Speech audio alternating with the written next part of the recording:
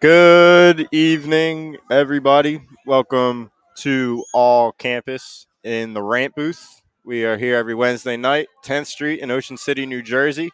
We have a lot to talk about tonight. We got Phillies, Eagles, some Sixers. Maybe we'll sprinkle in some Flyers, but main main topics tonight will be the Phillies as they come off a rough day today. Put up a lot of runs last night, but Could use some today. yeah, maybe could have saved some. Save some of those 11 runs they put up last night, the meaningless Rhys Hoskins home runs that I'm sick of. But we'll talk about everything tonight. Remember, we're always brought to you by All Campus here in Ocean City, New Jersey, 10th Street. All Campus, we're giving away 20% off of everything in the store, including hats, shirts, to all of our subscribers. So make sure you subscribe to the channel and stop by in All Campus, Ocean City, New Jersey. Phillies come off a rough one today, 1-0. Ranger pitches another hell of a game. He's Cy Young candidate. My brother's at Paris Island right now in the Marine boot camp, and I'm just writing him just updates. And last night I wrote him, Ranger Suarez is a Cy Young candidate right now. He's looked great his last, 5-6 starts? Yeah. He's just looked great. Yep. So we'll talk a little bit about that. Kyle Schwarber's hurt. Brandon Marsh is hurt. Bryce Harper hurt. I know Schwarber pinched hit today, but he had another awful at bat. Can't expect much from him with being injured, not playing, and just coming in cold. No, I'm not blaming him. I love this team. They piss me off sometimes, right? Because every time it seems like they have momentum, whether it's in the game or whether it's the result of a game, right. It just seems like they fumble it, and they've been doing that for the past 4 years now. Yeah. I mean, it's always been like that. When you think they have it turned around, they have it figured out, they let out 2 or 3 stinkers in a row, and then you're like, same old Phillies. Yep.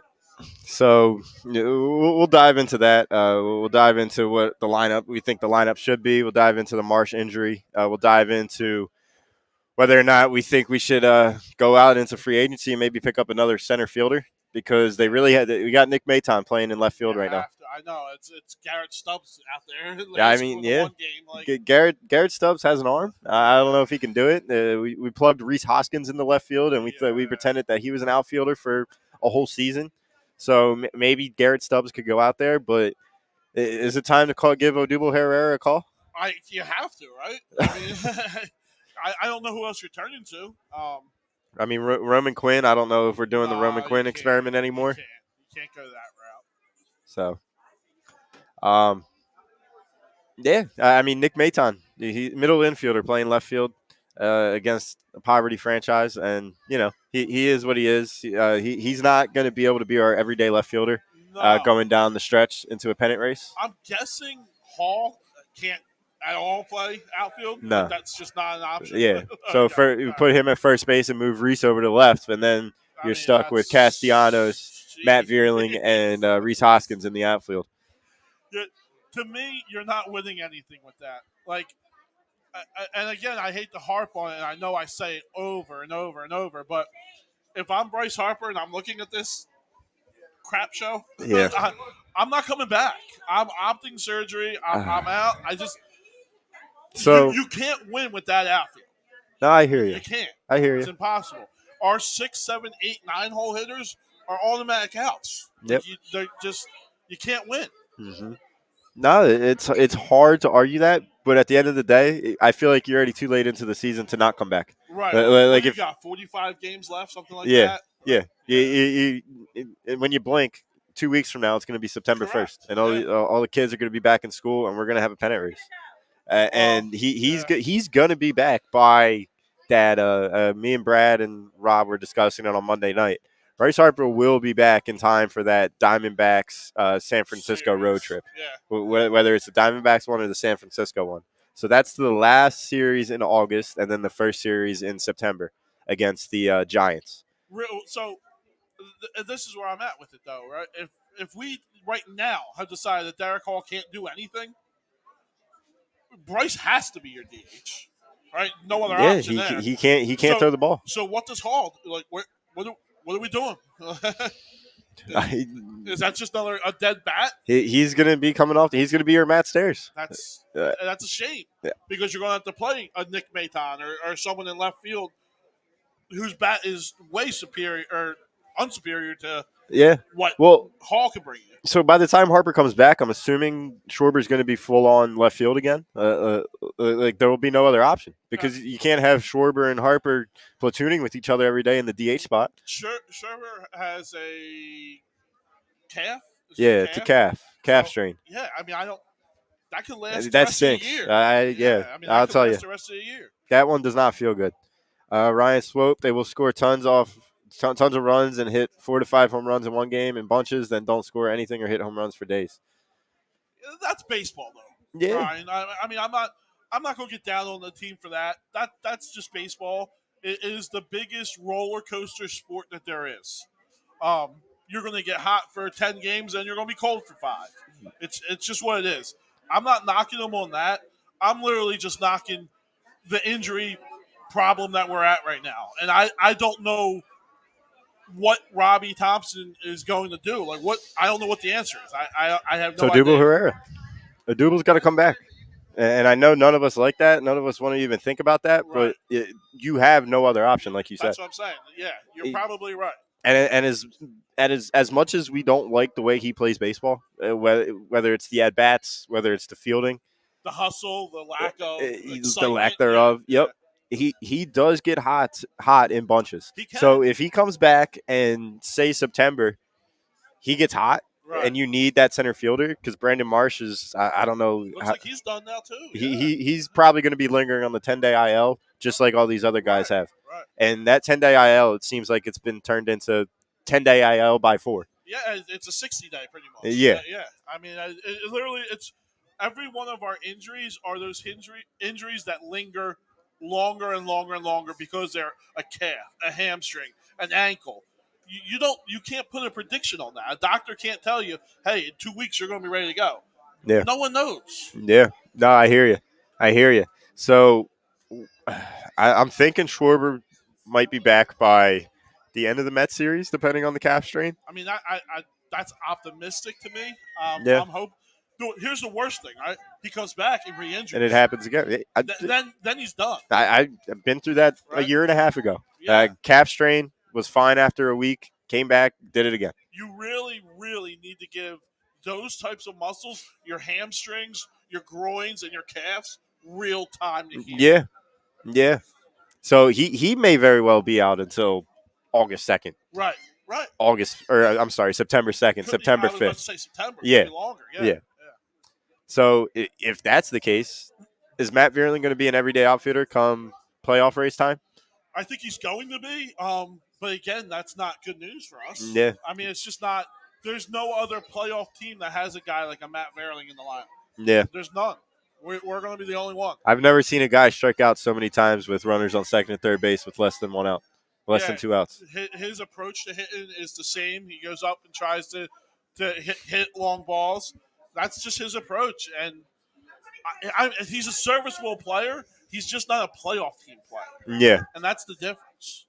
He's a solid defender. Yeah, but when you need a hit the most, he's most likely not going to deliver that hit, especially when there's a runner in scoring position. Yeah, if he's playing on Kansas City or Anaheim or a team Oakland like that, he's a superstar. But on the playoff team, he's an automatic out. Yeah. And shout out to Frank Vespi, our producer today, for blocking that bot in the chat. We appreciate that. How we doing, Brian? Dale's, always check Dale's on Hockey Happy Hour Tuesday night. Does a great job. But yeah, Vierling, it doesn't seem to be the answer. Brandon Marsh and Kyle Schwarber, they're going to have injuries that are going to linger, and you're going to need to bring in that outfielder, and it's going to be Odubel Herrera. Yeah, because even if they do come back, there's no way they can be everyday players. No. Like they can't with that kind of injury. You just can't. Yeah. They have to have every 3 or 4 days off. Yeah. Just going back to your the Bryce Harper point, saying we should just shut him down and then just go from there. I mean, the Braves, they didn't have an option last year when Acuna went down because he was out for the season. Right. But they went out, they acquired all those outfielders, and they brought 4 guys in to replace one, and they ended up winning a World Series off of it. What did they do? Yeah. So I'm not saying that Matt Vierling, Brandon Marsh, Kyle Schwarber, and Nick Maton are those 4 guys that they brought in last year, and Jock Peterson, Eddie Rosario, Duvall, and Soler. But in a way, did Atlanta catch lightning in a bottle last year when losing their best guy? With Duvall. Duvall killed it for them, Yeah. and now he can't find the lineup. Right. Now he can't find the lineup card. So if we think about it that way, yeah, maybe we just go from there, shut Bryce down, let him opt for the surgery, and he'll be back by July next year, and then we run it back. So, and again, I think it all comes down to what Hall is, right? Yes, Bryce Harper is a superior player to Hall. Yeah, but realistically, bat wise, it's not. I don't think it's that big of a gap to where you're going to take one of them completely out of the lineup. But you got to take Hall completely out of the lineup because he can't play anywhere else. Well, yeah. And to me, it's not worth it. Yeah. If you could plug Bryce back into left field or center field or right field, or even Hall in the left field, I'm all for it. Let's do it. But if you got to take one of them completely out of the lineup, is it really worth bringing Bryce Harper back for that? I don't know. Yeah. Let's get to the poll for the night. Poll of the night. The Phillies are going to win the series against the New York Mets. So, I mean, that piggybacks right off of the Bryce Harper point. Are we going to be able to beat teams like the Mets, the Dodgers, the Cardinals, the Braves? No. I think baseball is a funny sport where if you have a guy like Ranger Suarez who pitches like he did today against one of those teams, right, and Ranger Suarez is your third guy, and then those two guys ahead of them, the way they pitched exceptionally well against the Mets lineup, and Aaron Nola and Zach.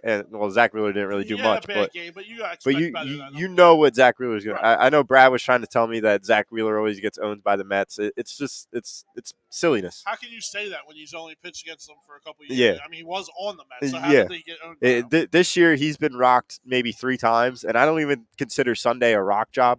No, there's a lot of little dinkers, broken bat hits. Yeah, and then you want to talk about the lineup just being non-existent, especially with runners in scoring position. Like the guy gets no help when he plays against like these top teams. 11 guys on base that game. I think so. Like that's a joke. And I also think the team was just burnt out after those first 2 games, the Friday night game and the Saturday night game. Yeah. When it comes to just the morale of it, especially after the Nola game where that game's sitting in your lap. Nola threw a gem. Yeah, against DeGrom, the best pitcher of this generation. And you couldn't pull that out. I mean, that's a heartbreaker. Yeah. So just piggybacking off the Bryce Harper point, I think you can get away with putting Rhys Hoskins in left field just because of what we've seen from Kyle Schwarber and Castellanos. You're really not missing much. So if can Hall play first? And Hall can play first. Okay. Right. But then what happens when Schwarber comes back? That's the other problem. I don't know. That's when is Rhys playing center? You know Schwarber can't. Yeah. You know Nicky Castellanos can't. Yeah. They saw as well of a job as Dombrowski did in the offseason and the trade deadline. He does have a lot of guys that have a similar approach at the plate, and that's what kills us. Well, at the plate and in the field. And that's where you're getting hurt the most, right? Like, you can't move a Bone. You can't really move a Rhys. Yeah. What killed us is Bryce locking up that DH spot. Yeah. That killed us, right? Instead of plugging Bryce into the everyday right fielder, him locking up DH really killed this lineup and the fielding. See, I know Bryce is a competitor, and it was probably 100% up to him. Oh, yeah. But I would have totally agreed to your point if he would have just opted for it right away. If he would have opted for it in when did it happen? May? Yeah. And just have this year be a wash, and then maybe we could pull what the Braves did. But that's what I would have done, yes. But we didn't. And since we didn't, I think you just got to go all in for this year. I think Ranger Suarez is having too great of a year as a number 3 guy. I think the bullpen is having, and you know how bullpens work in the MLB. They could be solid one year and then just nothing the previous year. We've been good. They've been awesome. I mean, pending what Sir Anthony did today against the Poverty Reds, but you could expect that. Yeah, Sir Anthony's been unbelievable over the past month. Not going to close down every game. Yeah, and it wasn't even a close down. Yeah, it was trying to get to the ghost running. Yeah. So just with the way that the pitching staff has been since Girardi left, since Girardi got canned, since he got thrown in with the Fishes, I think the pitching staff has been top 5 in the league. I mean, that's the reason why they have the 8th best odds to win the World Series for the pitching. Bullpen's probably been top 3. Yeah. Yeah. So, yeah, I think that since the bullpen's doing so well, I think the fact that you brought in Syndergaard and you have Kyle Gibson who can be that 4-5 guy at the bottom of the rotation, Right. and the way that this lineup can come together when healthy come the start of September, I think you just got to go all in, and that's the reason why Bryce should not opt for the surgery right now. Yeah, when I say that, I realistically know that he's not going to. Yeah. Right? He's gonna be there when he's ready. I'm skeptical because I don't think we're better than the Mets, the Braves, the Dodgers, no matter what. Yeah. With Bryce or without Bryce. So now I'm focusing on next year. And as bad as that sounds, that's more of an owner and general manager move, not a fan and a player move. Yeah. But yeah, that's the way I look at it. I would have done it in May. I'm looking at next year, and I'm worried about, hey, if I get a real center fielder in here, because I'm gonna have money. Yeah. Right. If I get a real center fielder in here, who knows? Now, anything can go. Right. Yeah. A real leadoff center fielder. Give me an Andrew Benintendi in this lineup.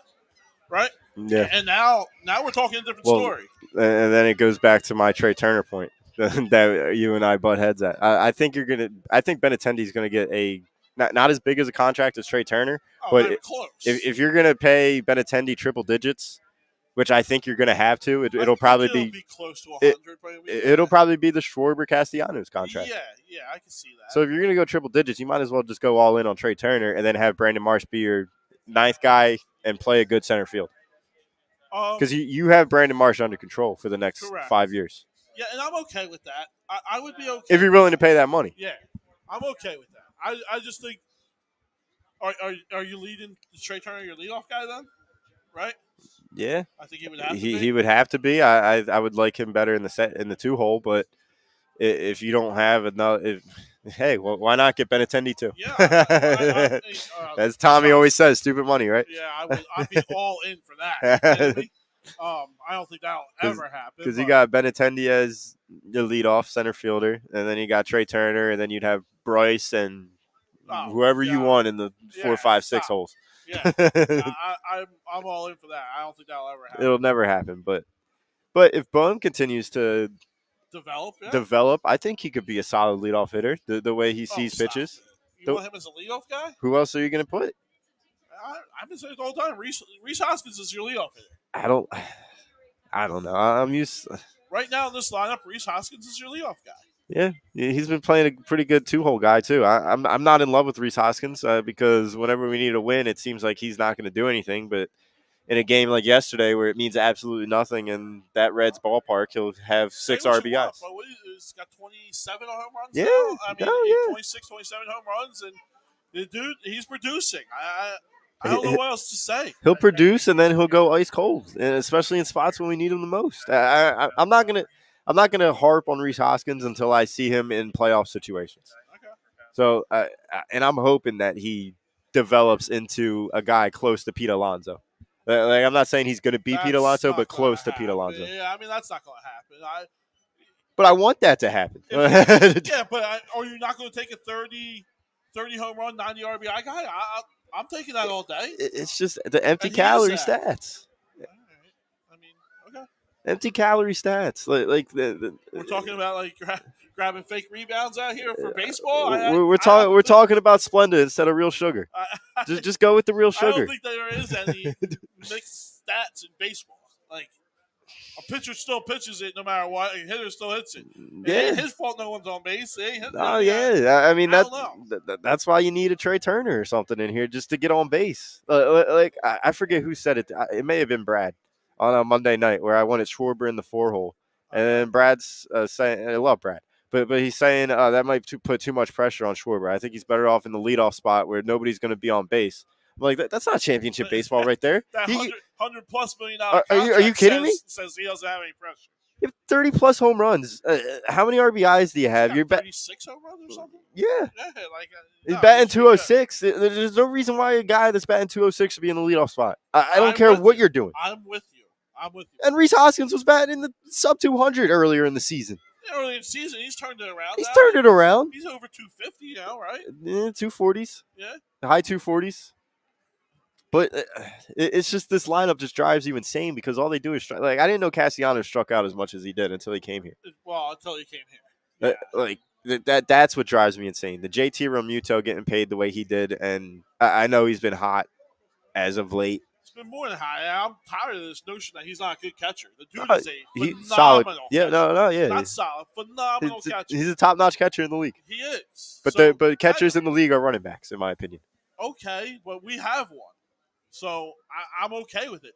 And it's not – I think he's not a great receiver of the pitch per se, but I think he calls a good game, and he's a hell of a deterrent for base runners. Well, yeah. Right? So I'm okay with the contract we gave him. It's not like we gave him $500 million. Yeah. And I know we were talking about, and we'll get to the poll answer and what we think this series will be. We'll talk about that in the second half or whatever. But got about a power hour left, so so we got a lot to talk about. We got Phillies, we got the Phillies Mets, and then we got some Eagles that we need to talk about. Our Eagles to harp on. This regular season's so close away. I'm getting ready for the fantasy football drafts. I cannot wait for these fantasy. I see it all over TikTok. Like what all these TikTok gurus for fantasy football want to do. What they think you should do. So maybe we'll talk about that a little bit. But I'm very excited for these fantasy football drafts. I'm excited to put in some parlays that are never going to hit. Are you a pre-draft guy? Like, do you do the nope. the mock drafts and everything? No, I don't. You don't do I bring the newspaper, the magazine to the drafts, and then I just go from there. Yeah, I don't want to overthink it. Yep.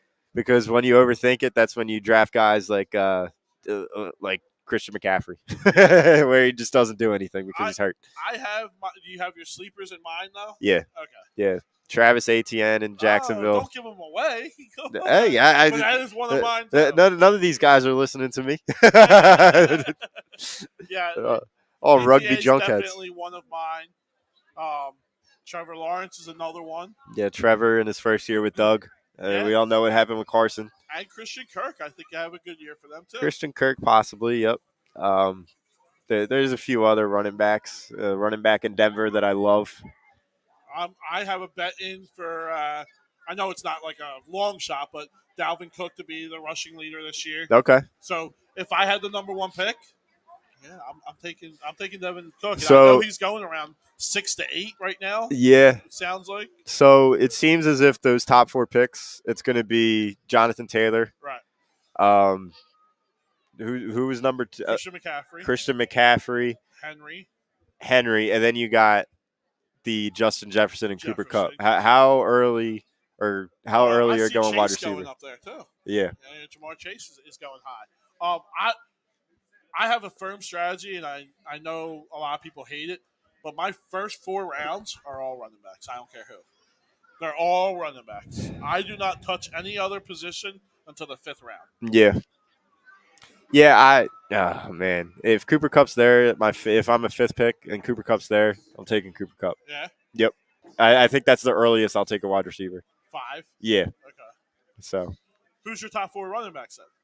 It'll be JT, McCaffrey, Derrick Henry, and I guess Dalvin Cook. Yeah. And then after that, I don't think I want to mess with Nick Chubb because you got Kareem Hunt. And so, like obviously, second round you're going Nick Chubb, but like Alvin Kamara, what's his situation with the whole Vegas situation? Yeah. After that, there seems to be a fall. Are you taking Ezekiel Elliott in the first round? No, exactly. I'm not taking just because of Tony Pollard. Yeah, but he might be a second round pick still. He'll be a second round pick. Yeah, he'll be a second round pick. Early 3rd at the worst. Yeah, you got Saquon up there first time he's coming in healthy. I'm a big Saquon guy this year. Yeah, I think he's going to have a big bounce year. You have Eckler. Eckler probably. Chargers. See, Eckler is another one where if he's there at 5 and you have Cooper Kupp, are you taking Eckler? I'm taking Eckler. Yeah, I'm taking Eckler. Yeah, it's just. It seems like they have that one rookie that they're really fond of that they maybe want to start splitting time. They do, yeah. And I'm just always scared to take Austin Eckler. I don't know what it is. I'm just always scared to death to take him. Yeah, I mean, he has produced. He's been a top running back the last 2 Yeah. years. So Aaron Jones, like Jones is another a one. lot of those, Jacobs. Josh Jake, a lot of Miles Sanders, like a lot of those guys, they're going to be second, third round guys, and that's going to be the round where you win championships, I believe. Because if you get the right running back in that round, like a Nick Chubb, Oh yeah. and you have a Cooper Kupp or a Justin Jefferson or a Jamar Chase, or hell, even if you get that fourth pick and you pick up Dalvin Cook, and then you go in and get a Nick Chubb in the second round. That's my theory. That's what I want. Yeah. If I had to pick my spot, so how we do it in our, and I know some of the guys are watching now, but I go up to Windsor, Canada for a fancy football draft, and we play beer pong. Yeah. Whoever wins the beer pong tournament gets their pick of what draft number they want. Yeah. I'm taking 4. Right? It's a 12-man league. Yeah. I want pick 4 because I think that's where I'll get Cook, and then I'll still get a decent wraparound. Yeah. So then you'll get the 4th, and then you'll get the the 20th. And I'm hoping for Saquon. So you'll get the 4th pick and the 20th pick. Yes, Yep. Saquon should be there at 20. That's what I'm thinking. So if you have the 4, I think if you have the choice, you should go 4 or 5. Right. Because you'll be able to get one of those top-notch running backs. Yeah, because or Cook. I believe Cooper Kupp will go 3 in most leagues. I think he'll go 3. Like you'll see the top 2 running backs come off the board, right? And then I think it'll be Kupp, and then maybe that 4th pick will get scared and get Jefferson. I'm thinking Chase is going to be one of the darling picks. I think he goes top 5 in a lot of drafts this year. Yeah. It'll be fun. People are going to fall in love with him. Just thinking about it's making me just like I can't wait. Well, I'm sure in a couple of weeks we will do ours. Yeah. I have a couple of the guys that come in that work here. One of the last weeks that we're open for the summer, we'll do our fantasy football draft like we did last year. Too. Okay. Yeah, and if there's an extra spot, I'm always down to have like 7 different fantasy teams. You're going to be on the mic. You're going to do it. So that'll be fun. That'll be a fun time. Before we just transition fully into football, let's talk about this series that's coming up. It seems as if Syndergaard's going to be avoiding the Mets once again. Correct. And I heard that he avoided them earlier on in the season too. Oh, I mean, I don't know if it's him avoiding them or if it's just the way that it kind of lines up. Fool me once, shame on you. Fool me twice, shame on me. He's gotten a lot of rest throughout this entire season with the rotation that happened in LA. Right. And I just think it's just ridiculous that he's not pitching during that doubleheader on Saturday. Do you want him to? I would like to see him pitch against the Mets. Yeah? He has not pitched against good competition yet. Who do we have going in that doubleheader? Bailey Falter's going to be one of the guys. Okay, all right. So it's going to be I forget the probables off the top of my head, but I know Nola is going to be Friday night, I believe. Right. Nola Friday. That's the game I'm going to. I'm going to that game. Yeah, got invited to that, but got it for free. But I had to turn it down because we're hanging with the girlfriend. Don't want to pull any strings right there. So not even going to try. I didn't even ask. So Friday, Aaron Nola. Saturday will be Falter and Wheeler. Right? And then Sunday is going to be Gibby. Yep. Yeah, I mean, okay. You got to win 3 out of 4. I think we lose 3 out of 4. I just don't. You're seeing Scherzer, you're seeing DeGrom, and you're seeing Bassett. Are you seeing those? Are you seeing Scherzer and DeGrom? I think so, right? Let me pull it up because I've been hearing that we're not going to be facing one of the top 2. I thought we were facing them. I think Carrasco's the one who we're missing out because he's hurt. Yeah. Did they call back up Pedersen? Yeah, I think he would be the guy who's going to start in that afternoon game. Yeah, I might have to snag him in fantasy. He might run out of options soon. He's good. He might run out of options soon. I think they still have him on the 53-man roster. Oh, okay. So I think he should be okay for there. Because they might be in trouble because if he runs out of options and he goes to waivers. Oh, he's a great talent. You got to claim him if he goes to waivers. Depends on what Carrasco's doing, right? So he's going to stay on the team for a while now. Carrasco's probably going to go to the 15-day. Yeah. And it might be a 15 and a 10 or 15 and a 7. You never know. Yeah. So Friday's Nola versus Bassett. Yep. Saturday game 1 is Wheeler versus Trevor Williams. So it's a bullpen game. Yeah. Okay. Saturday night's Bailey Falter against Pedersen. And then Sunday is Gibson versus Walker. So we do miss DeGrom. You missed DeGrom and you missed Scherzer. Sure. Yeah, you missed both of them. Yeah, That's weird. that is weird. But if you miss both of them, you got to win at least 2. Um, That bullpen game against who did I say? Bullpen game against Walker. No, not Walker. Trevin. yeah, Williams versus Williams. Williams versus Wheeler. Yeah. Wheeler's got to win that. Nola's see Friday night Nola versus Bassett. That'll be a game. That'll be a good game. Yeah. Bassett's looked sharp in his last 6 starts. Bassett's looked good all year. Good, yeah. He's an ace on any other team. Yeah. So, I want to say that Nola gets that win, but whenever I predicted Nola win in a big game, it turns out to be a L. He's pitched good in big games. Yeah, he's pitched good. He has. I mean, and going toe to toe with DeGrom was one of the best starts I've ever seen him gave have. up 1 run, and it was a first inning it was an okay hit, but it was a looper the opposite way. Yep. So I'm not from then on out, I think he struck out, got out 17 batters in a row. Yep. At one point. So if anyone wants to say he can't pitch in big games, there's Exhibit A. Yeah. Phillies are good enough just to break your heart in the end. Yeah. Yep. And that's what I think is going to happen this year, right? Mm-hmm. I think if we do, I don't even think we're going to make the playoffs. I just don't. I think the Brewers have literally been completely dead. And at some point in these 45 games, they're going to catch fire. Mm-hmm. So once that happens, I think we're done. Right? So I'm never betting against the Cardinals. They do it year after year after year. They're in the playoffs. So I'm never betting against them. It's literally going to be us and the Brewers.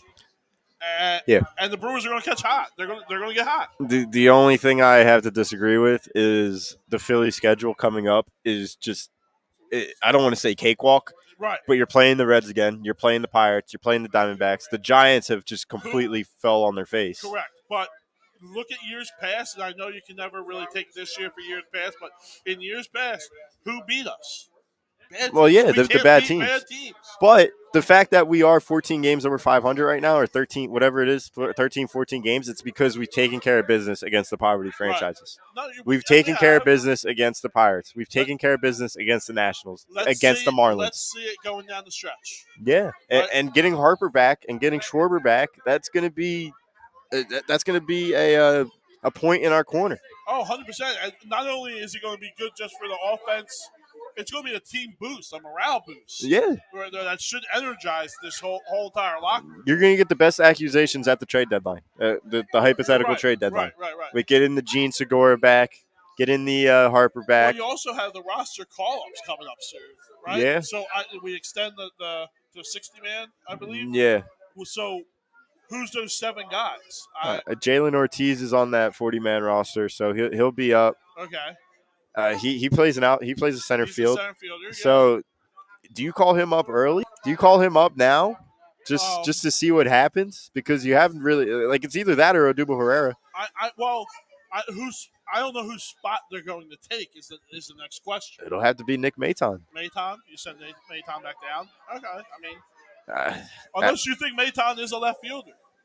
Yeah, if Maton can play left, then he should get left. Yeah, especially against the schedule that's coming up. Yeah. After this Mets series, you don't play another real team until the Braves on September 16th or whatever it is.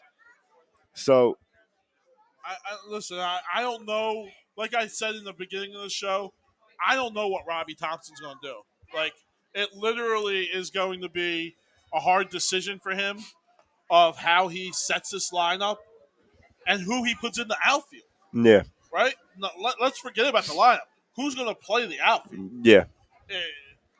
We know Derek Hall can't do nothing. Are you shifting Reese? Are you trusting the calf for Kyle Schwarber? Dude, I'll put Stubbs out there. The more I think about Garrett Stubbs, he came in and pitched. He was pitching 90 miles per hour. So are you losing a backup catcher then at that point? Then you got to bring up somebody. You're going to bring up the Martian. Yeah. Just before you get off, before we get this fan on, Rich from Stafford, what is your final record prediction against the Mets this weekend? We lose 3. We lose 3, even if we don't play against DeGrom or Scherzer. I think we win the Wheeler game, and I think that's it. And then we lose 3 in a row. Yep. I got us 3-1. Yeah, You're I got it. very optimistic. Gibson's going to lose on Sunday, but I think we win the first 3. Okay. Yeah. All right. All right. All right. We got How's it going, Rich. Rich? Rich coming on from Stafford. His topic's going to be the fumbling Yankees. Rich. The fumbling Yankees. This should be fun. Yeah. As we make this little transition here, got a little cord tangle up. But I know the Yankees have been they've been on and off as of late, more off. So I'm very excited to see Rich what Rich has to say about the Yankees. Yeah, they've taken a lot of money from me from parlays, so it'll be fun to talk about the Yankees. How we doing, Rich? Good. How are you? I'm doing well. I'm Jimmy. Jimmy, Nice to meet you. All right, so we got Yankees. What are we thinking about your Yankees? Well, obviously they're struggling with their lineup right now. Yeah. I forget what the exact run amount is over the last 13 games. They're averaging less than 1 run a game. Yeah. Not playing the same level of ball, of course, that they were in the first half, and a lot of the little things are missing. Yeah. You got Trevino batting 5th yesterday. That tells a story about the lineup. You can't trust Cole in a big spot. Yeah. You come out of the gate last night, giving up 3 runs to start. It was like the crowd never thought that they were ever going to have any chance of winning that game. So, now, do you put that on Boone? Because I have a lot of Yankee fans that are friends of mine, and all they do is just go after Aaron Boone. Yeah, but when eventually do you put out a player? Well, yeah. You're spending close to $30 million for Josh Donaldson. He's batting 250 or 240. Well, I don't. Aaron Hicks, it looks like a little league ball player. Yeah, it looks like a double Barrero out there. Correct. So he's in a really bad spot now. You bring the 2 young kids up today. Does that give him a spark? I don't know. First inning, I think no runs. I know Judge walked, and this afternoon I'm listening to New York Sports Talk Radio. That's putting a little bit on Judge. I know he came up in a couple big spots the last 2 days and struggled, but this guy has really carried. He's been literally going to be undisputed MVP. Absolutely, you hear about Shohei Ohtani. Yeah. Judge is the MVP for the year, but a lot of concerns going into hoping that we could get through this time and win the East, and then obviously as we get in the playoffs, you got bullpen concerns, you got starting pitching concerns. Yeah. So, Montes has been good for you guys. I know Severino is going to be coming back sooner than you guys thought. So I think Severino is going to be a good piece. But you still got Nestor Cortez, who's pitched great this year, right? Nestor's been fantastic. But, like I said, you needed a shutdown performance last night. Gave you a good performance, but, the offense went cold. It's 3-0. Yeah. And you're kind of trying to climb uphill from that. Yeah. Just a couple more questions about the Yankees because I am fascinated about the franchise. I wish What kind of fan are you? I'm the Phillies. Yeah, so I'm fascinated. My condolences. Yeah, my father's been a Yankees fan. He loved Don Mattingly growing up, and he was born and raised in Philly. He raised me in Philly. He loves all the other teams, but he just fell in love with Mattingly. So I've always had the Yankees in my back pocket. I've never cheered for him, but I've always paid attention to him. But what do you guys think about the Astros? Because I know you guys have the Astros that just burned into your thoughts. Because they look good this year. If you think about the first half of the year, I'm really worried about the Astros. The last 3 or 4 weeks, I'm worried about just winning the East and by Tampa and Toronto. Hey, you got Baltimore coming up too. Sure, yeah, Baltimore's coming up hot. For a wild card, but the Astros have our number. Yeah. So Cole historically doesn't pitch well against them. Some of the bats go cold against them. So, and then you got Justin Verlander, who just owns the Yankees. So the Astros are certainly a concern, but right now it's just about getting to the playoffs so you can hopefully meet them in the ALC. Yeah. Yeah, dude.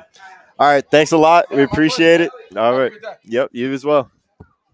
Yeah, so Yankees again. It seems like whenever we have a Yankees fan come in, we had a little technical difficulties with that. Make sure your mic's going. It's on? Yeah. All right. Because I'm having trouble hearing you. Can you hear me? Yeah, I hit the button, so. Yeah, but I know every time we have somebody come on, it seems like it's New York. It's always New York. Everyone comes here from New York. Yeah, so we get our weekly 3-minute segment in on the Yankees to Always. check on them The because Mets, they the love Mets, Ocean City, New Jersey, right? Always here. Can't get rid of them. So Are we having difficulties here? I'm checking with them right now. But yeah, I I was gonna ask him something about the Yankees, but I just got lost. I was totally just. How many home runs are they going to hit? It's absolutely a joke. That Yeah, lineup, everyone has 40 home runs. yeah, And they don't even have Stanton. yeah. Is Stanton even back yet? I don't think he is, No, right?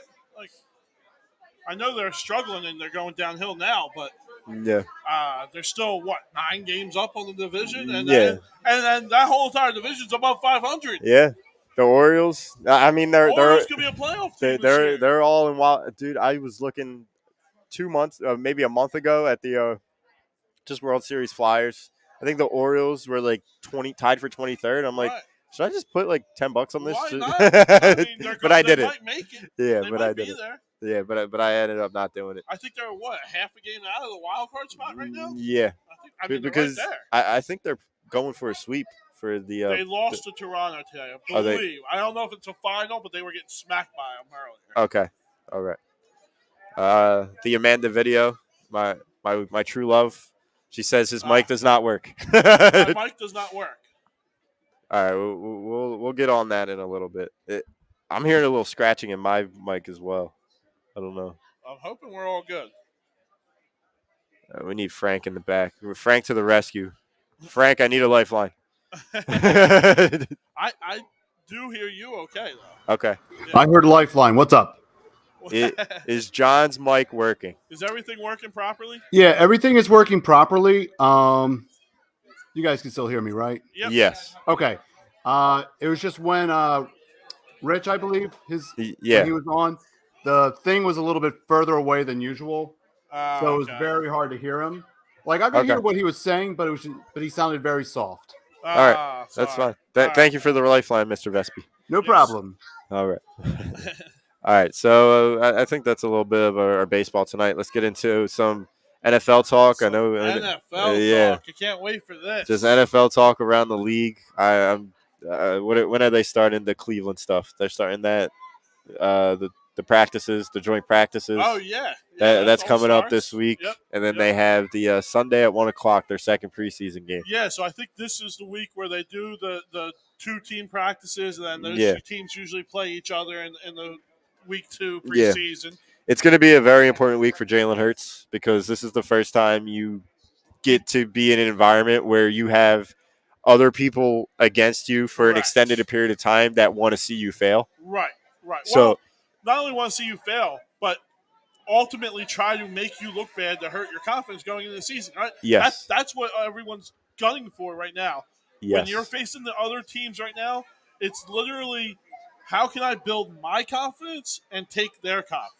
And get a spot and get a job for the fall. Guys are fighting for a spot still, yeah. So these cornerbacks that are second, third, fourth string corners, the safeties, the linebackers, they're going to want to intercept Jalen Hurts' football. Right, and you got to remember in football, right, if you get cut, you're still playing to maybe pick up on another roster. Yes. It's not like any other sport where if you get cut, you're pretty much done. Yep. You can get picked up by someone else right away and play the next day. Yeah, exactly. So this week coming up, it's going to be a very important week for this offensive first team. I'm still hearing a lot of criticism for Nick Sirianni about the slow start last year, and that's just Jalen Hurts' agenda right there. And it's the same. It's the same way on the other side. Like there's a lot of praise for like myself. There's a lot of praise for Nick Sirianni, and then there's a lot of people that are just putting it all on Jalen Hurts. Right. But just looking at the way that this roster is constructed and how they've done absolutely everything for Jalen Hurts, not only this offseason but last offseason as well. Yeah. Well, put in the best wide receiver core that they had last year, that they've had since Deshaun Jackson and Jeremy Macklin. I think they're even better than that.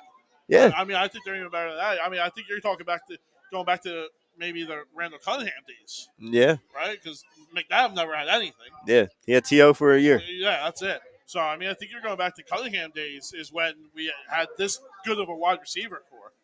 Yeah. So with the combination of that, you clearly, hands down, have the best offensive line in football, and you're 8, maybe 9 deep with Driscoll and Juergens and Dillard.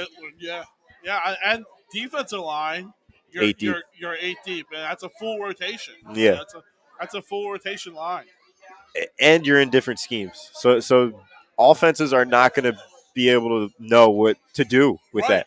And for the first time ever, you could say linebacker. Dean might not even play. I mean, he'll be he's probably going to be 4th string to start. Yeah, right. He's not going to be a starter. So, I mean, you got TJ in the middle. Yeah. Right. And then you're going to have White. And then Davion Taylor. Yeah. I think those are going to be your 3. And Taylor and Dean play similar styles, so it's going to be interesting to see. I think TJ Edwards going to be struggling in the passing downs, and I think he's going to slowly. 2, yeah. Right. 3rd down, you'll bring in Dean. Maybe. Yeah, he's going to slowly work his way off the field as September comes, as October comes. I like him, but I think he's only playing in certain rushing downs. Yeah, I think it kind of going to be the opposite. I think you're going to start seeing. Listen, Nakobe Dean, I think, is going to be a great talent in this team, but the dude is small. Yeah. Right? I don't want to see him trying to go up against Dallas or go up against Saquon. I don't want to see that, right? I want TJ in the middle when we're facing those guys. Yeah. No, I hear you.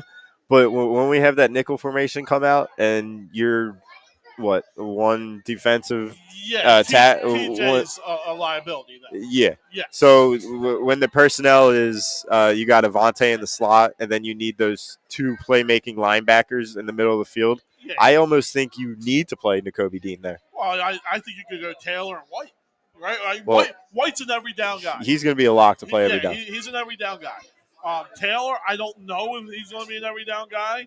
I think he has the potential to be. Yeah, but also remember, he left. The Chargers let him go. Right. And it took him a while to get signed. Who, White? Yeah. So we got to be careful. And did he get 130 tackles the way that he led the team last year? Well, Alex Singleton had how many tackles last year? True. 2 years ago, he led our team. Tackles. Yeah. So in the past 2 years, he's had over 200 tackles. Right. You want to talk about empty stats? Just look at the stats with Alex Singleton and his tackles. Yeah, those are. I mean, when you're tackling 10 yards down the field, it doesn't matter. Yeah, exactly. So I like the interception that I saw from Kaiser White. That was nice. I just need to see him play. I can't have him be burnt toast out there. But there had to be a reason why it took him so long to get signed. Well, he got a big deal. It's not like he got a small deal. It's not like he's on a minimum contract. He got a nice salary. Yeah. You know what I mean? Yeah. So maybe he was just waiting for the perfect offer. Yeah, the right price. Yeah. But he's a young guy, so we'll see what happens with that. But I don't want to lose Nakobe Dean. You know what I'm trying to say? No, you're not. Well, first of all, you can't. How much football more? How much he's been playing football his whole life? It's not like it's the Davion Taylor experience where he's played 3 years of football his entire career. No, but there is something to say to putting a guy in a situation to fail, and then losing his confidence, right? And I said that in the very beginning when we talked about this. It's all about confidence. Right now, that's the only. We don't care about wins and losses in preseason. No. You care about getting your starters' confidence and finding out who's going to make the roster. Yeah. That's the only concern Nick Sirianni should have right now. All right? And one of those guys is Nakobe Dean, right? Yeah. He is undersized. All right? You can't question that. He's undersized. Do I want to see him trying to plug holes and going one-on-one against a guard? Yeah. No. I don't want to see a pulling guard come around and wipe him out. Yeah. And him start losing his confidence that maybe he can't fill these gaps. He can't fill these holes. Yeah. Right? So it is a little bit of a give and take on what you're going to do with Dean. Yeah. I think he's a third down guy. Yeah. He's a passing guy. Let's keep him there because we know he can do that. And then let him play into and let him develop into an every down guy. Yeah. I don't see how the guy came from Georgia. Right. And he played every single down with guys around him that are going to be everyday NFL players. And he was the leader of that defense. Again, the biggest jump from any college to any pro sport is NFL. Yeah. Biggest jump. Yeah. Right? So I'm not. Georgia's the top echelon of colleges, and they do play top echelon colleges, but it's not like facing even a number 3 left guard on Dallas is going to be better than an LSU guard. Yeah. All right? Yeah. It's just the reality of it. Mm-hmm. All right, we got Tristan from Mike Trout's alma mater, Millville, and he wants to talk Ravens. Big Ravens guy here. Just can never seem to get any Philly, ever. How are we doing, Tristan? Good, how are you? I'm doing well. Yeah, just move on up, fit yourself into the screen. Don't be shy. So we got Ravens talk, huh? What made you become a Ravens fan? Well, my dad grew up in Baltimore, so we kind of like live around there. And he he used to hang out, like he lived near Ravens fans and stuff. Okay. So like we just kind of go off of that. Yeah. But yeah, we live in New Jersey now, so like we still do it like No, I hear you, and I have a lot. I think I think Lamar Jackson's going to have a great year this year. Yeah. I think they're going to win the division. I think they're going to have a bounce back year, and I think they're going to be second in the AFC behind the Bills. Yeah. I don't know if you have that much confidence the way I do. But, like, I'm a betting guy, so I'm going to bet a good amount of money on the Ravens this year. So if they fail, I'm going to think of Tristan from Millville, and I'm just going to think about all the trash I could talk about. So what do you think about them? I think we could make it that far, but I just think that if we could beat the Chiefs, but we definitely place second or third behind like the Bills or the Bengals. Yeah. The Bengals are going to be hard to beat. Yeah. Yeah, but you always see with the Super Bowl teams where they make a Super Bowl one year, right? And then the very next year they struggle. I mean, it happened with my Eagles. Yeah. Like they won the Super Bowl, they come back and they're 9-7. So like that could very well happen to the Bengals. That's the reason why I think the Ravens are going to come up. Yeah, the Bengals definitely could fall off this year. It's just they got a good offense. Yeah, they do have a good offense. Yeah, a big Jamar Chase guy. Yeah, you guys have no wide receivers though. What's up with that? What do you think the reason is behind that? I don't know. All I know is that Rashad Bateman is our starting one. So yeah, that's brutal. He's pretty good though. Yeah, he's good, but he'd be good as like a third guy. You know what I'm trying to say? Yeah. You guys traded Hollywood. I'm surprised you got a first round pick for Hollywood Brown though. Yeah, I didn't think he was all that, and you ended up getting a first round pick for him. Yeah. But I feel like he's better than Brown though. Brown can't catch. Who was it? Brown. Hollywood Brown. Hollywood. You think Bateman's better than Brown? Yeah. All right. Yeah. I'm not too hot on Hollywood Brown. I'm not too hot on the Cardinals either. I don't think they're gonna do nothing. But how far do you think the Ravens are going this year? Probably I don't know. Maybe are they winning? Is Lamar Jackson winning a playoff game this year? Yeah. Do you think he's going to win a playoff game? Yeah. All right. Yeah. Maybe the divisional. The divisional round. All right. So maybe two games. You think you guys are going to win in the playoffs and then losing the championship? I mean, I can see it happening. It's just we saw it with the Eagles and we see it with the Ravens every year. Once that playoff comes, it's very hard for a running quarterback to win because you need to be able to pass the football. I mean, that's why I'm struggling with Jalen Hurts. You know. So, all right, Tristan. Thanks a lot. We appreciate you. Good luck in school. And have a great day. Thank you. Oh, that's brutal. It's just we never have any Philadelphia fans here. No. What made you a Cowboy fan? Oh, okay. He's an Eagles fan.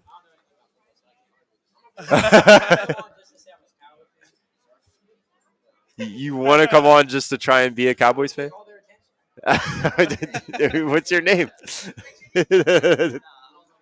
Oh, okay. Go Italy, though. I see the sticker. There you go.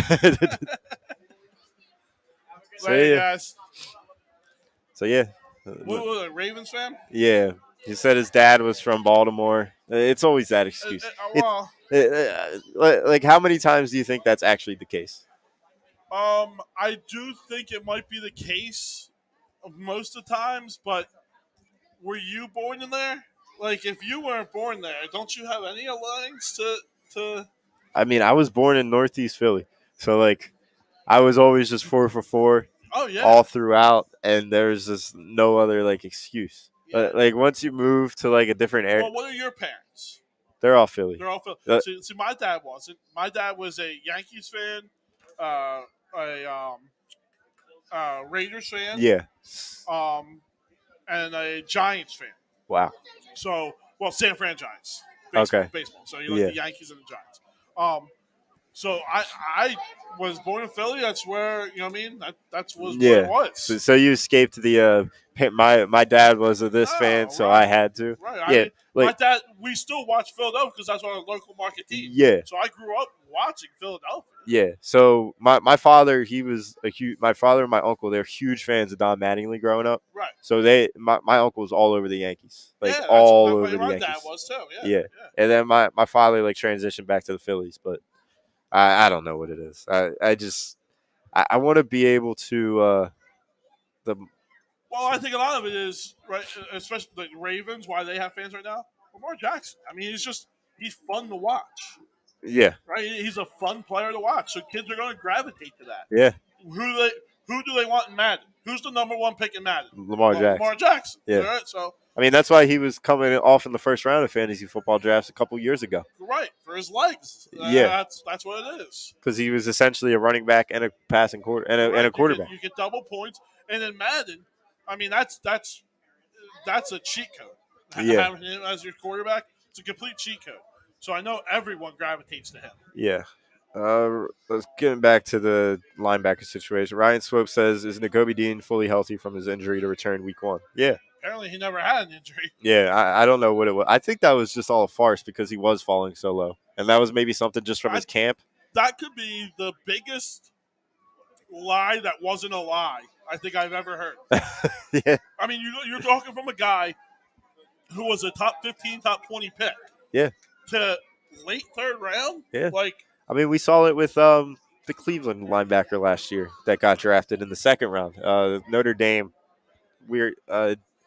Joker. Oh, yeah. He was supposed to be a first-round pick, and he just kept falling. Well, and he ended up playing. He fell to the second round, though, at least. Yeah. I mean, to the third round, that's a big fall. Yeah. That's a big fall. No, I hear you. But, you look at guys like DK Metcalf that fell. But, guys that we've watched in college they're just specimens. There's a reason, right? Guys like that, like DK fell because people felt like he didn't have the route running tree down, right? You're talking about the only reason Dean fell was a fake injury. That a rumor got started somewhere and people just believed it. I mean, you had teams believing it 3 or 4 times they passed on. Yeah. I mean, you look at it, and if that was the real reason because of the injury and not the size, and he was actually supposed to be a top 15, top 20 pick. Oh, 100%. There's no reason why he shouldn't be starting. I mean, Jordan Davis is starting. He's going to be a top 15. He's going to be starting over Javon Hargrave? Yeah. Well, so it'll be the 3 of them, right? It'll be Hargrave, Fletch, and Davis, right? Yeah. Davis will be the nose tackle. Right. But when it's a passing situation or when Avante comes in, one of those guys is going to be coming off. Maybe 2. I mean, you might throw in BG might be taking that inside exactly role, right? So yeah, I think. So we're really going to hang up on TJ Edwards not starting, but getting significant playing time over Nakobe Dean? Yeah, I want TJ Edwards on my first down. First and 10, I want TJ Edwards as my guy. Yes. Yeah.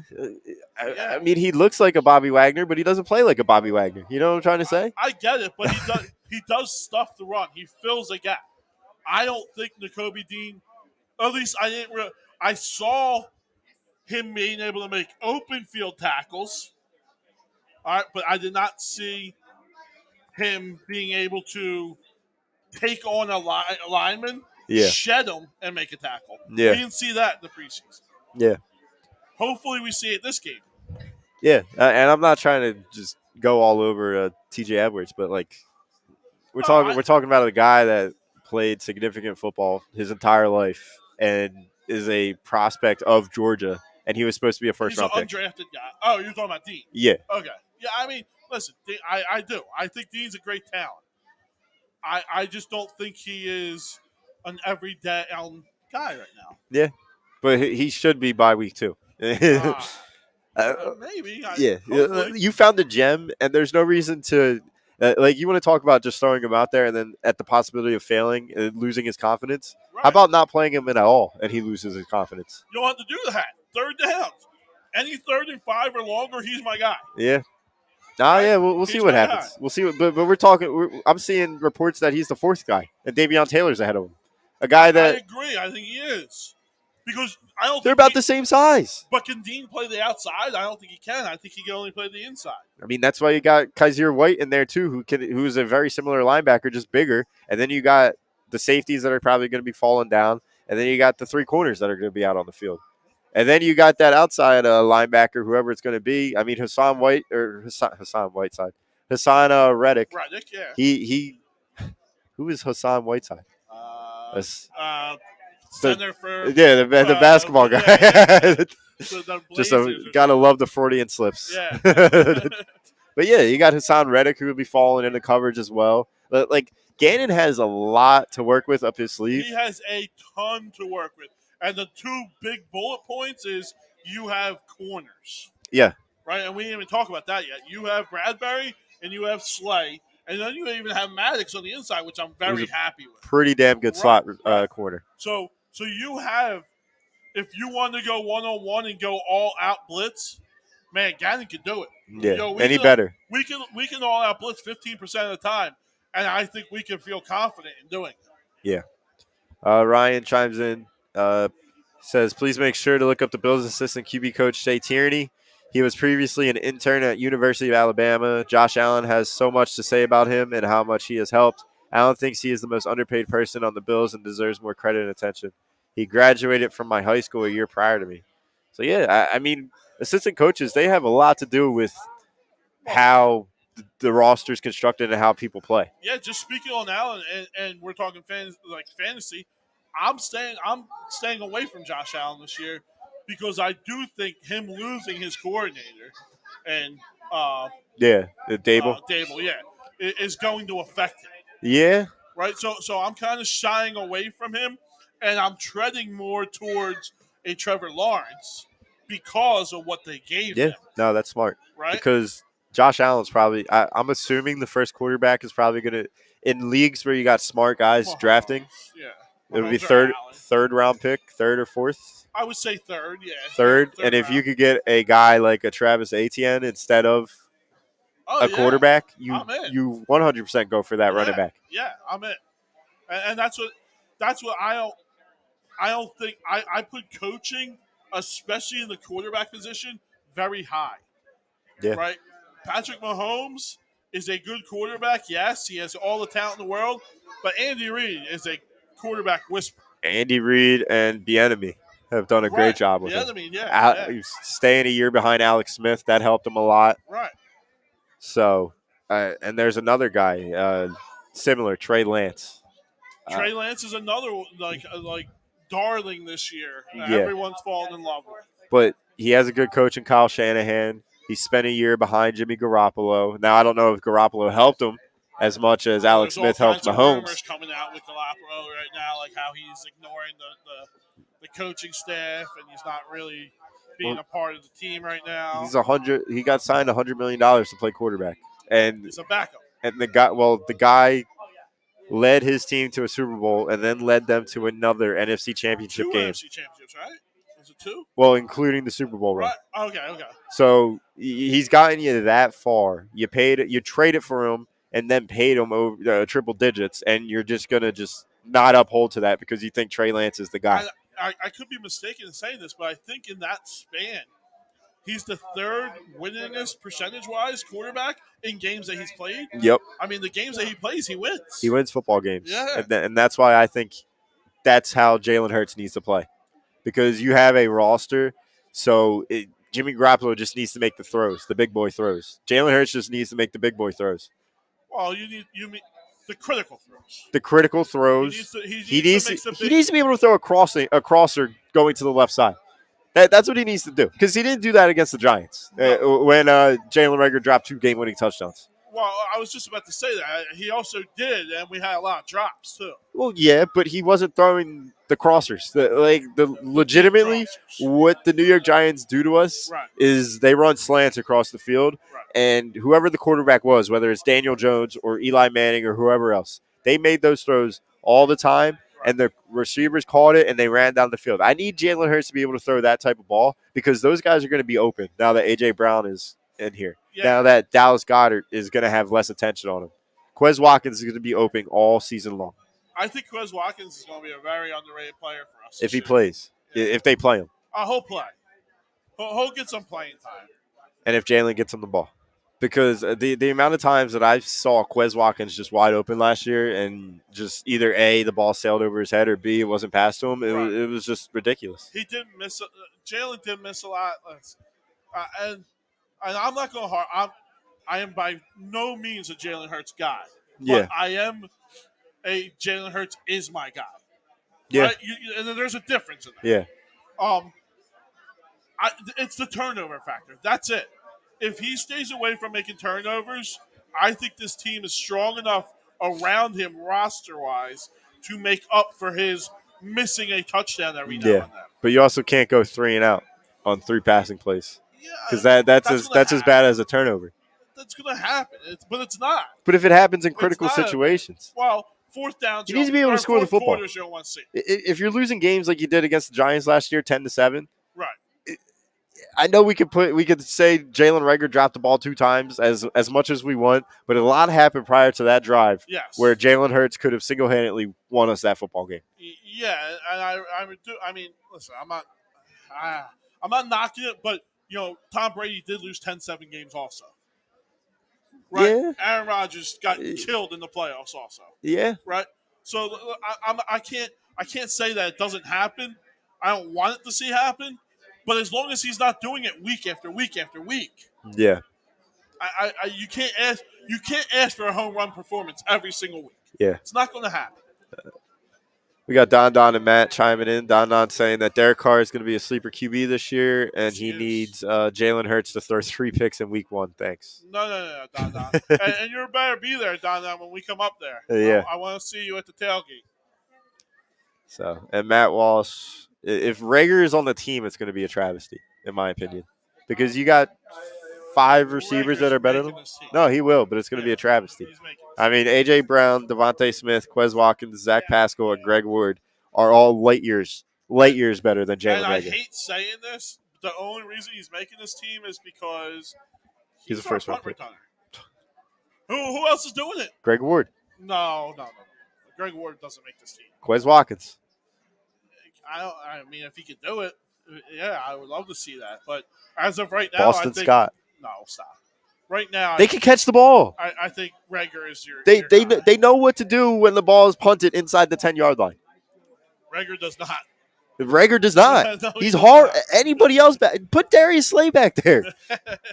I don't want to see a guy like that get hurt. Well, I'm just saying anybody else on the roster would be good back there. I'd put Mulata back there.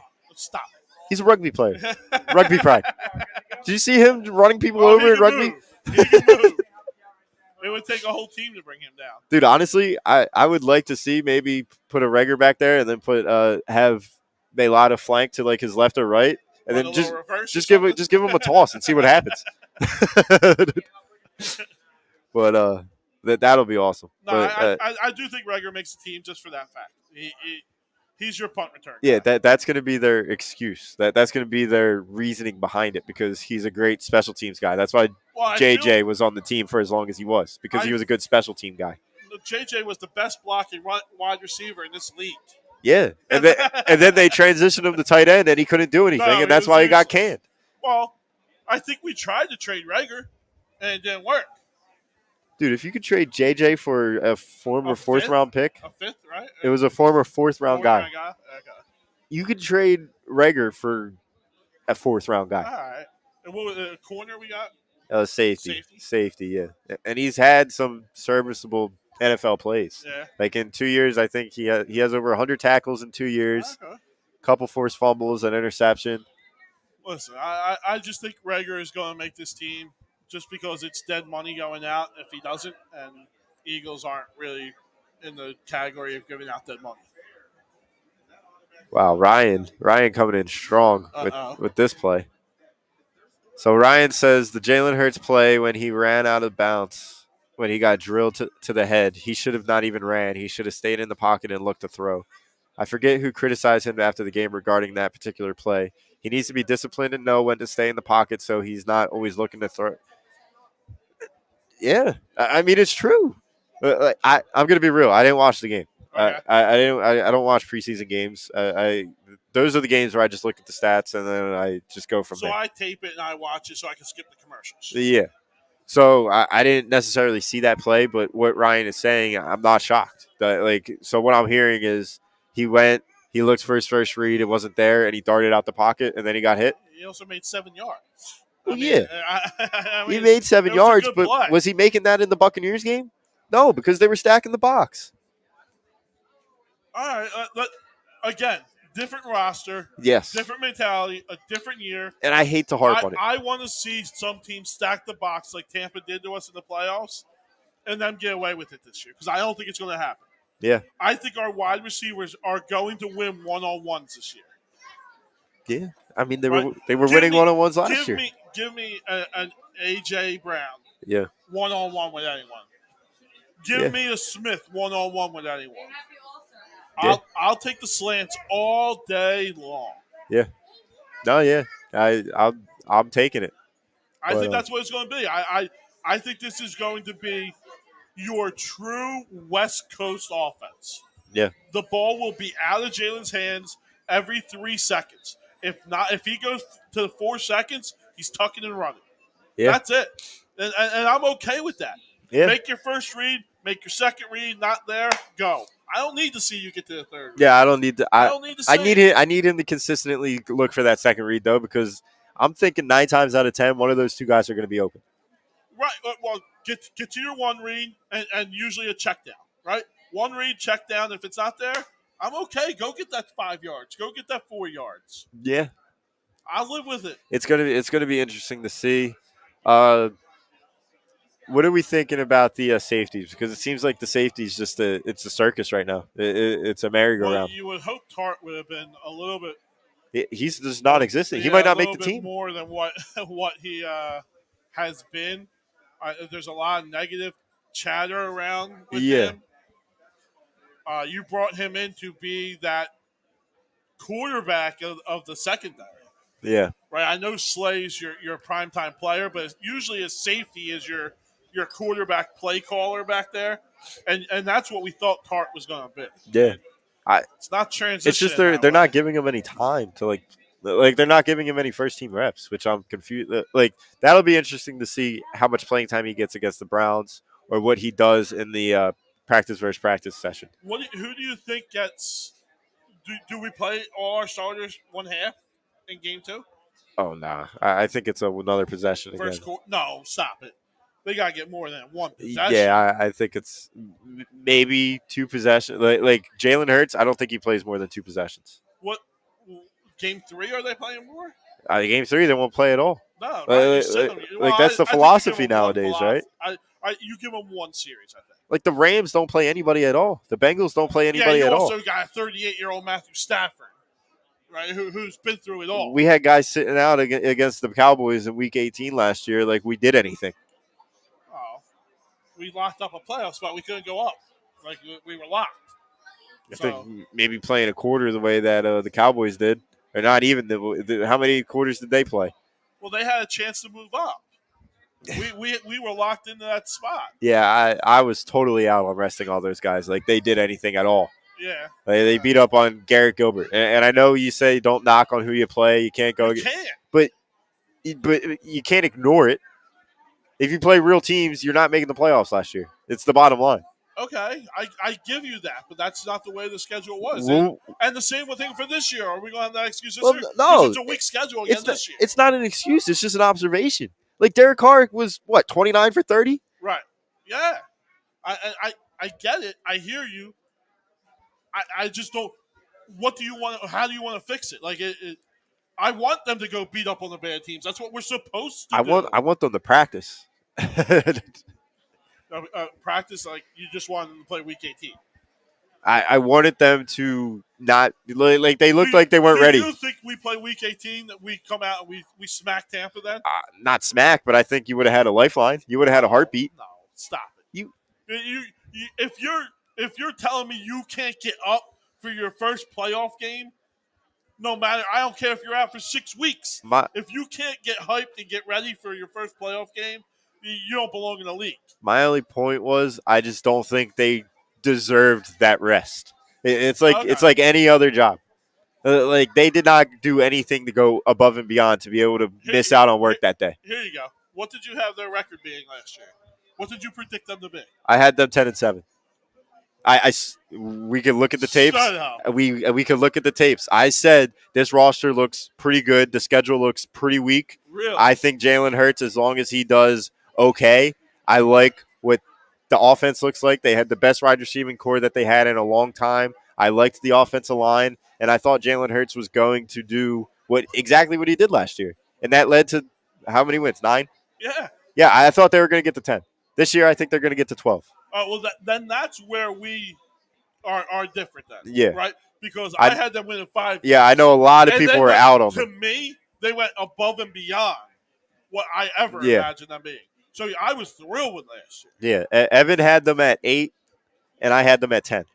I mean, that's being a homer to me. I saw what I thought was going to happen. I liked Sirianni. I liked what he was doing. I think he built a good culture, and then especially when he made that total adjustment of the playbook when Jalen Hurts could not throw the football. Correct. It started running. Yeah. And he not only did he start running, he handed the play calling off to Shane Steichen because he knew that it's either me or Jalen. Yeah. So let me just change up both and see what happens. Yeah. And it worked. And that's why I applaud Sirianni. Now, I want to see Sirianni's real offense. And I think you're going to see it the first 2 weeks of this season. And if Jalen Hurts can't throw the football and we're 1-1 and we lose a bad game to Washington, who is it? Washington week 2? No, Minnesota week 2. Washington week 3. Yeah. So if we're 1-1, if we lose to Detroit and it was because we were throwing the football too much and we weren't running the ball, right? And people start going at Sirianni for it, like we just got A.J. Brown. You don't think we want to throw the football? Well, 100% Nick Sirianni wants to throw the football. That's the whole organization wants to throw the football. That's his school of thought. That's where he has come from. He's part of that tree line that throws the football 65% of the time. Yeah, right? And that's what he wants to do. And that's what winning teams do. Look at the Bengals. Look at the Rams. Yeah, I mean, I don't know. I'm not going to say that. I still think it's a 60-40 split. I think 65 is a little heavy. Yeah. The teams that do that, you look at them, what do they have? A Hall of Fame quarterback. Right? Yeah. That's why they do it. Yeah. So, I mean, is Derek Carr a Hall of Fame quarterback? I mean, Justin Herbert's not Hall of Fame yet. Joe Burrow's not Hall of Fame yet. It's going to be their third year. Top picks. They are top picks. They're top picks. They're top prospects. But you look at Derek Carr. You look at who else? Let me look at the teams that are just run-first football teams. I mean, the Tennessee Titans have never gotten over the hump. The Ravens have never gotten over the hump. Correct. And if we continue to go down this path where we have to just continue to run the football, I'm scared that we're not going to be able to go over the hump, and we're not going to be able to keep wide receivers here. So the team that I always look at is Seattle, right? Seattle won when they ran, lost when they transitioned into throwing.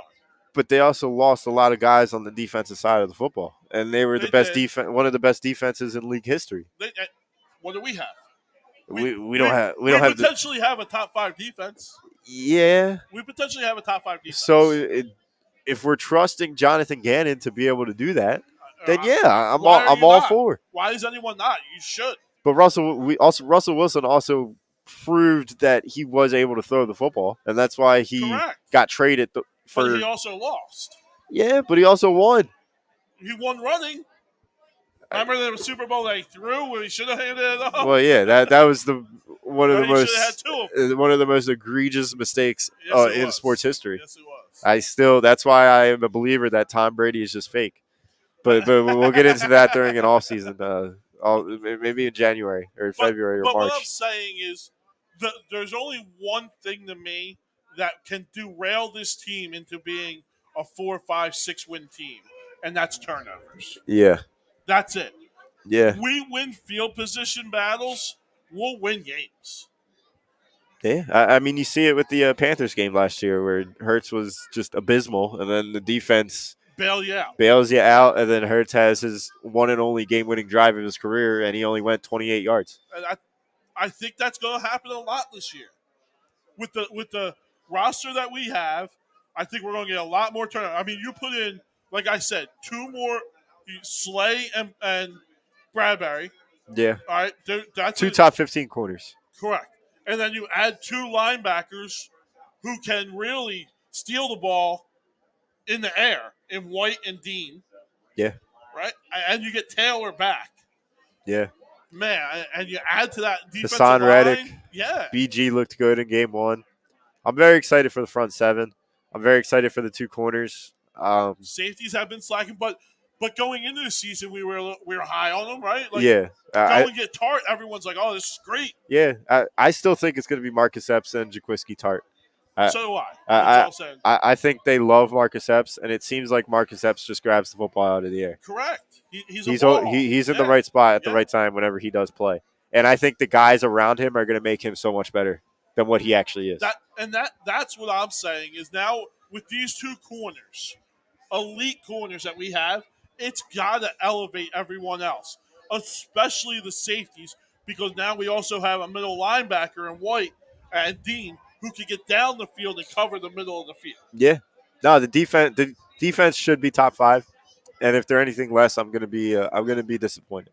Right, I'll be disappointed. Yeah. So the only thing that will make them be less, turnovers. Yeah.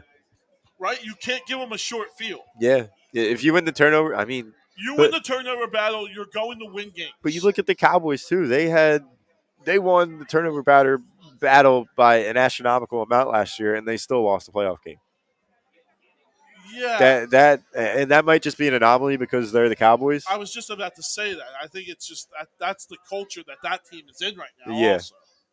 Also. Don said any word on Jesse Bates. I think it would have happened if it would have happened, it would have happened by now. Yeah, I think we're out on the Jesse Bates.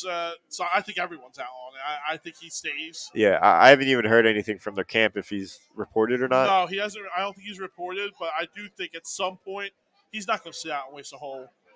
He's on a franchise tag, so it's not like he's only missed out on $5 million. Like $20 million. I was about to say $17 million, something like that. So he'll get his butt in for games. He's not going to miss a paycheck. Yeah. So Ryan Swope says AJ Brown helps Jalen Hurts so much because he catches most of the stuff close to the line, not having to throw far. So that'll be those by the hashes, bubble screens, the comebacks to the sideline. I think we're going to kill it on bubble screens and slants. Yeah, another thing that if it doesn't happen, I'll be extremely disappointed. If AJ Brown doesn't have over 1,000 receiving yards, I'm going to be extremely disappointed. See, I don't care. I don't know if he will. If he doesn't, and we don't win a playoff game, I'm going to wreak havoc. So you'll be happy if we lose a playoff game, but he has 1,000 yards? No, I'm going to be even. No, I'm saying I need him to have 1,000 yards, and I need us to win a playoff game. I don't need him to have 1,000 yards. I think if he has 880, it's hard not to. You're playing 17 games. I hear you. I just think I don't know if he's going to be the number one option. I do think that Smith, who is going to be singled, who is an elite route runner, is going to get open off the line a lot. And is Jalen going to find him? I think so, because it's going to be within that first 5 to 7 yards. That's where Jalen Hurts is going to make his money this year. 5 to 7 yard passes. Yeah. Every time I think about it, I don't know. I don't want to get my hopes up, but at the same time, like I just look at this roster and I look at what the possibilities are that can happen, and it just all falls back to Jalen Hurts, or it falls back to Jonathan Gannon.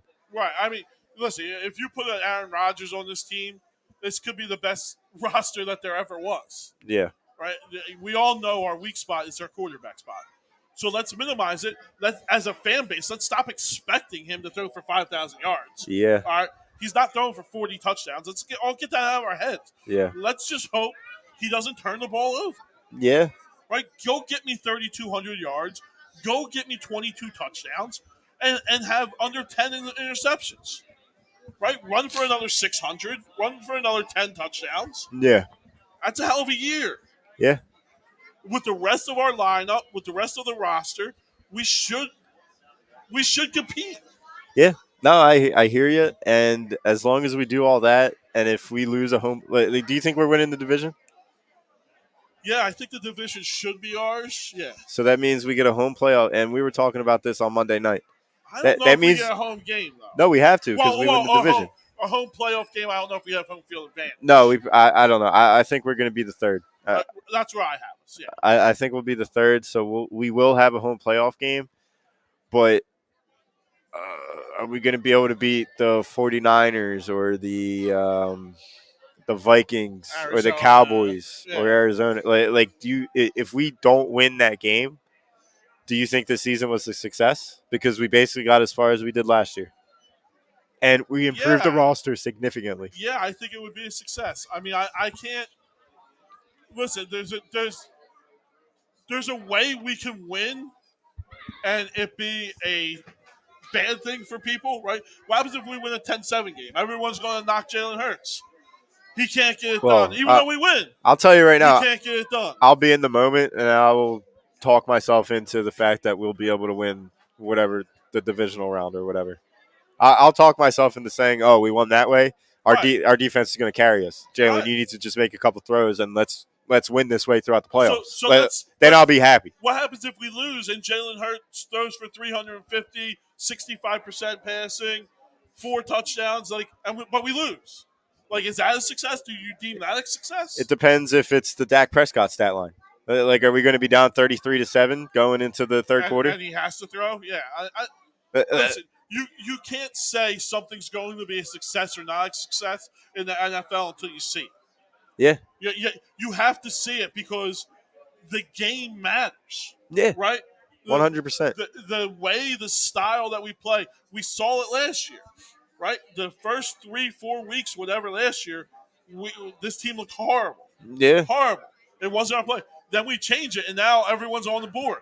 Everyone's on the bus. We're going to the Super Bowl. Like, it's every single style matters, and every single game has a different style. Yeah. No, yeah. The sole thing that I'm holding on to this season, and we'll maybe get into a little fantasy football before we wrap up, but the thing I'm holding on to the most is this defense will be a top 5 defense, and we have the best offensive line in football. Yeah. Like that should give you you need to win a playoff game if that happens. If you have a top 5 defense, you have the best offensive line in football. I'm with you. I want to win a playoff game. But I don't need to win a playoff game and Jalen Hurts do it. I don't need to see that. It just depends what. Yeah, you got to be able to see. Like, you got to be able to watch the game. And you got to be able to see how that game unfolds. Right. And if it's a game like the Giants last year, 10-7, and we're on the losing end of that, Jalen Hurts is out. Like, go get me Jimmy Garoppolo. Okay. Yeah. Because that's two playoff years in a row where you just struggle just astronomically. Listen, I'm not going to say no. If Jimmy G was available this year, I'm taking him. Yeah. No, yeah. So I'm not going to say no to that, but I'm also going to wait and see, and I'm not going to write off Jalen Hurts right now because I do think that he is good enough to win a Super Bowl with this roster. I do. Yeah. Let me go back to Matt real quick because it's been on. Buffalo was, and that goes back to, do you run or pass for winning? Buffalo was a run-oriented offense for quite some time, but over the past few seasons, they've become a more balanced offense. Acquiring Stephon unlocked Josh Allen's potential. And, yeah, I mean, Buffalo was run-oriented, but they also weren't really contending at all. And then the second they turn into just that team, they start winning. And listen, the AFC East is real weak, all right? Yeah. So I do put that in a factor, but I want to see what Josh Allen really is without the coaching staff. Without Dable. Right? So let me see what that looks like. I'm not sitting here and saying he's going to be a below-average quarterback. By no stretch of the means. You saw what happened with Wentz. But is he an MVP candidate? I don't know. I mean, Wentz was a MVP candidate with his coaching staff, and everybody left. And it was Mike Rowe and Doug, and he just – it was off the pedals, yeah. So I don't know if that's going to be Josh Allen, but you are right. They were a run-heavy offense. They got Josh Allen, but then they also got that coaching staff with it, and then it turned into a passing offense. Yeah, so Ryan, piggybacking off of that, and I totally disagree with this, even if the wide receiving core of the Eagles absolutely need to run the football at least 55% of the time, preferably 60. No. If they, I mean, what did they run last year? Was it 60? I think no. I don't think we were at 60, 50, 56. Yeah, I think we were above 50.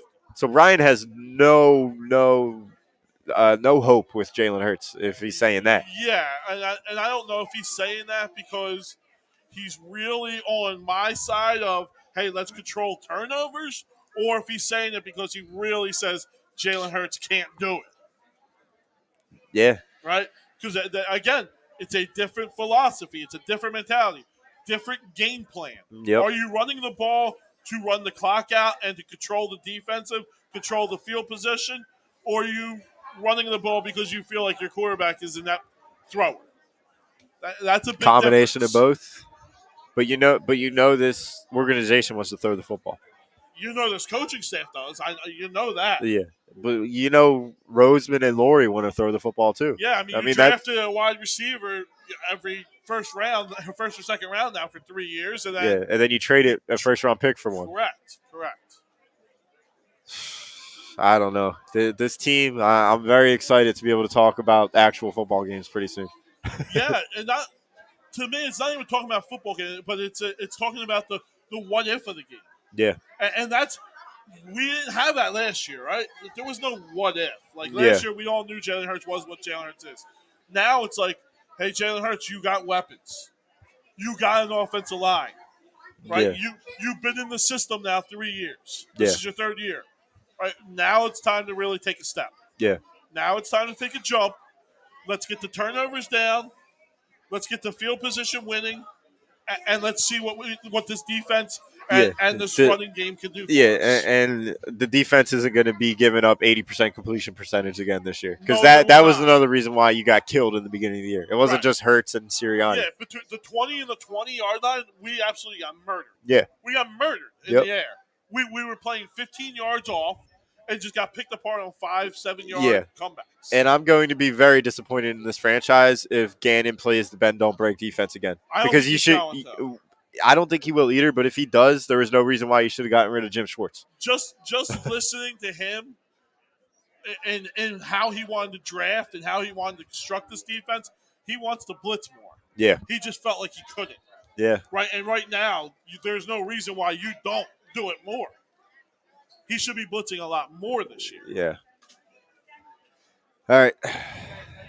Rant Booth brought to you by here, All Campus, 10th Street in Ocean City, New Jersey.